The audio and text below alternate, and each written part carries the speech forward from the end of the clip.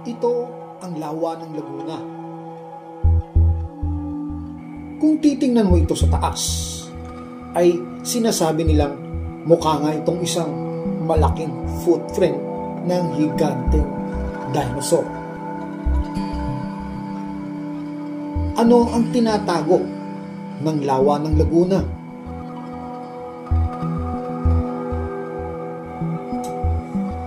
Marami ang naninirahan sa paligid ng lawa ng Laguna. Ito ang sentro ng kabuhayan ng mga nakatira dito.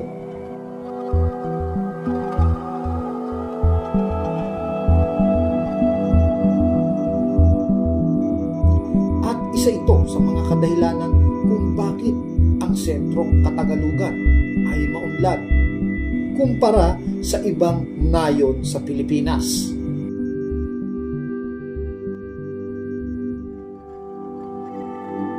Pero alam niyo ba na sa ilalim nito ay may tinatagong isang bulkan?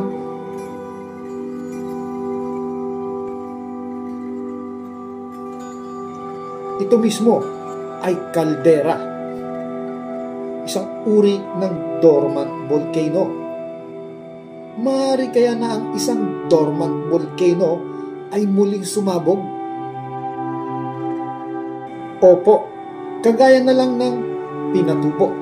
Ang Mount Pinatubo po ay isang dormant volcano.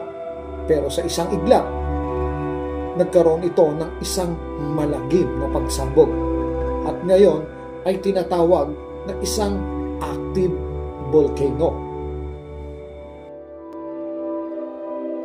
Ang lawa ng lagunang ito ay pangunahing pinagkukunan ng kabuhayan.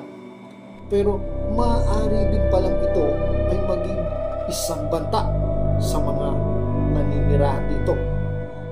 Napakalapit lang nito sa Metro Manila. Kung ikaw nga ay nasa isang high-rise building, ay maaari mong matanaw ito mula sa Makati. Ang paggalaw ng plate sa ilalim ng lupa sa kaliwat kanan ng ating bansa ay nagdudulot ng maraming lindol sa ating kalupaan, kagaya na lang ng mga nagdaang lindol nitong mga nakaraang linggo.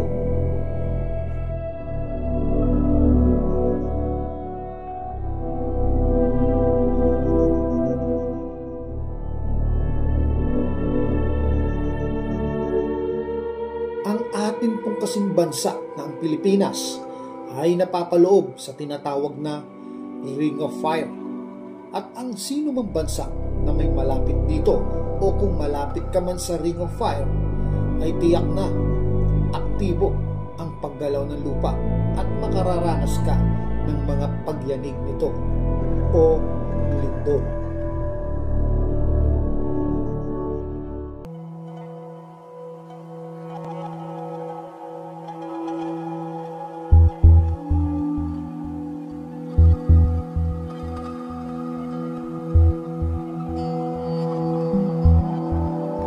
At kung maging aktibo man ito, ay maaari nitong magdulot ng pagputok ng bulkan.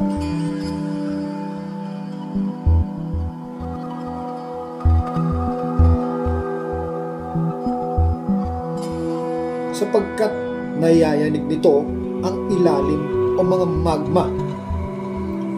Alalahanin natin na ang mga bulkan na ito ay singawan ng init ng ating daigdig. At kung muling mabuksan ito sa pamamagitan ng mga pagyanig, ay maaaring maging aktibo ang isang tinatawag na dormant volcano. Kaya naman ang tinatawag na pinakamalapit na bulkan sa Metro Manila na nasa ilalim lang ng Laguna de Bay ay maaari ring sumabog.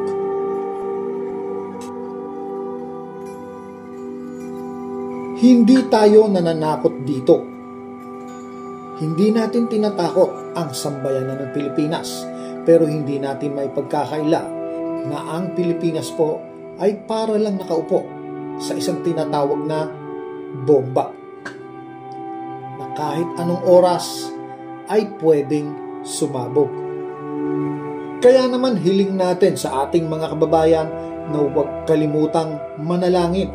Tumawag tayo sa ating makapangyarihang Diyos dahil ang lahat dito sa ating daigdig ay maaari niyang ipahintulot o hindi ipahintulot. Ang bawat segundo ng ating buhay ay nakasalalay sa ating Panginoon. Kaya huwag natin siyang kalimutan. Nasa Kanya lamang ang ating kaligtasan. Hanggang sa muli po, ito po ang Avoy Mix Videos. Maraming salamat po.